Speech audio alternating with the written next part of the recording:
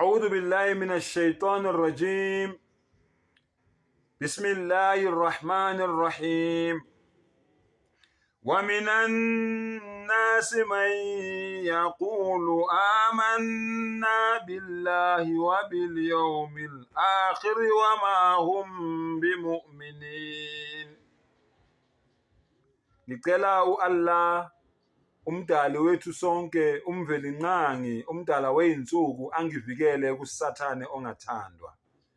Egameni lika Allah onomusa onesihawu.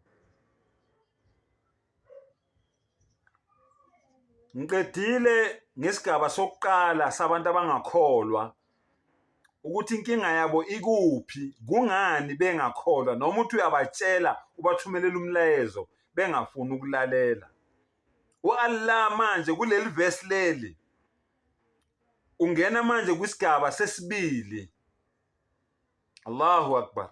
Sengathi Allah angangisave mina, asave nawe wena osuyibiza ngemuslim noma wena osuyibiza ngesulumane, kodwa onale nkinga le engizokhuluma ngayo manje. Baningi bafowethu ama-Muslims asenkingeni. Ama-Muslims, sengikhuluma ngama-Muslims manje, ngiqedile ngamakufari, ngiqedile ngabantu abangakholwa, ngikhuluma ngama-Muslims manje. Ama-Muslims asenkingeni yokuba amahlongandlebe. Ama-Muslims asenkingeni yokungalaleli uma ngabe etshelwa. Ama-Muslims asenkingeni yokuzitshela ukuthi ayazi wona, azi kakhulu. Ngikhuluma ngama-Muslims manje. Lalela ukuthi Allah uthini. Uthi wa minan nasi man yaqulu amanna billahi. Allahu Akbar. Uthi Allah kukhona abantu abathile. Phakathi kwabantu kukhona abantu abathile. Allahu Akbar. Abathini labantu? Bathi siyakholwa ku-Allah. Nezwa, u-Allah ukhuluma ngomuntu ozibiza ngemuslim. U-Allah ukhuluma ngomuntu ozibiza ngesulumane.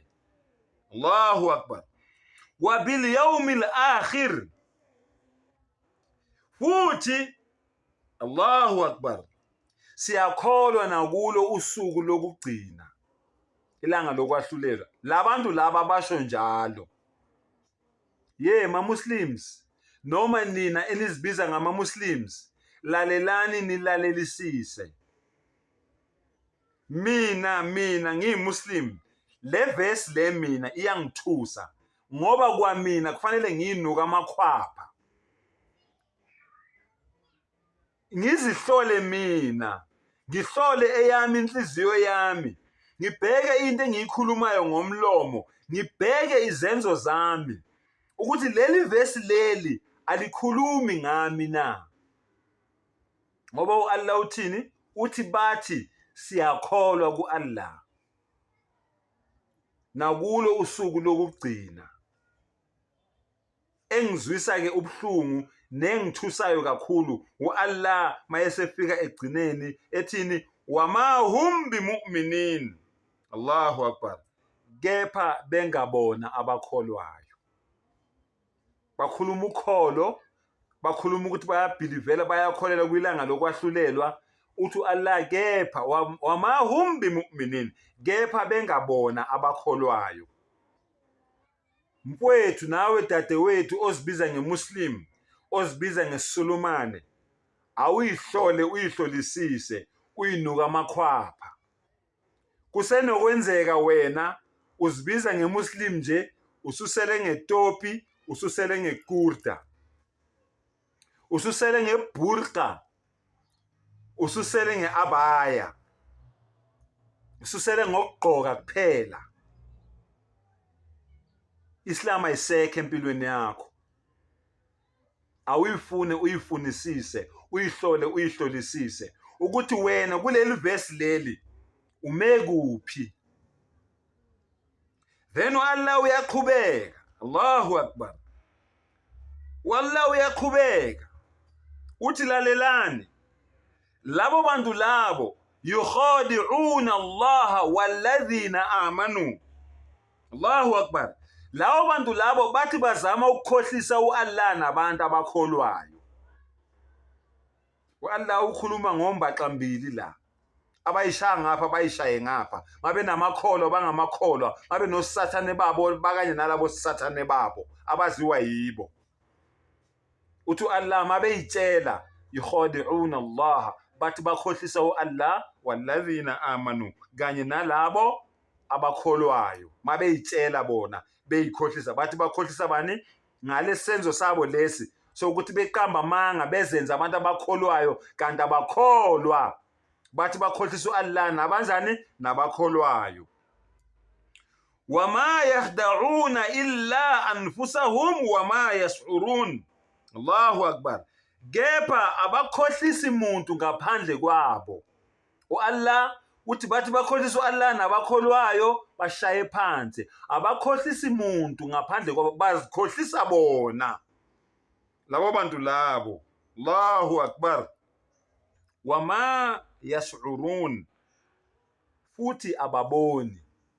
U-Allah ubenza ukuthi bangaboni, bayitshela ukuthi bakhohlisa u-Allah namakholwa kanti benze njani? Bazikhohlisa bona. Lalela ku-Allah mangabe esinikeza isizathu ukuthi kungani labo bantu labo Allah akhuluma ngabo benza lento le abayenzayo.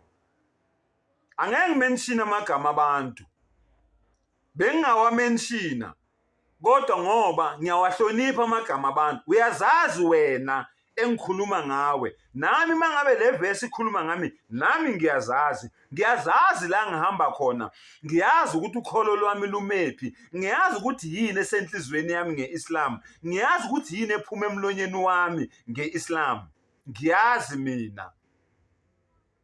Lalela ukuthi Allah uthini. Allah says fi qulubihim marad. Allahu akbar. Ezinhlizweni zabo kukhona isifo. Labantu labo Allah akhuluma ngabathi bazenza amakholwa bengewona, yingoba ezinhlizweni zabo kukhona isifo. Allahu akbar. Fazadahumullahu marada. Ngakho ke yena u-Allah wandisa isifo sabo. Lesifo lesi abanaso esibagulisayo u-Allah uyasandisa. Angithi yibo abayikhethela ukuthi babe amamenemene, bameneze bayishaye ngapha bayishaye ngapha. U-Allah uthi leso sifo leso asebesiqalile bona esibagulisayo, ngiyasandisa leso sifo leso. Mfowethu nawe dadewethu ozibiza ngemuslim, awuyihlole uyihlolisise. U-Allah uyaqhubeka uthini? Walahum adhabun alim. Allahu akbar. U-Allah uthi bahlalelwe isijeziso esibuhlungu. Lawo bantu labo abenza lokho bahlalelwe yini? Isijeziso esibuhlungu. Bima kanu yakdhibun, ngoba babe namanga, bazenza amakholwa bengewona, ngokwenza kwabo kanjalo banamanga. Ngaleso senzo sabo bahlalelwe yini? Isijeziso esibuhlungu.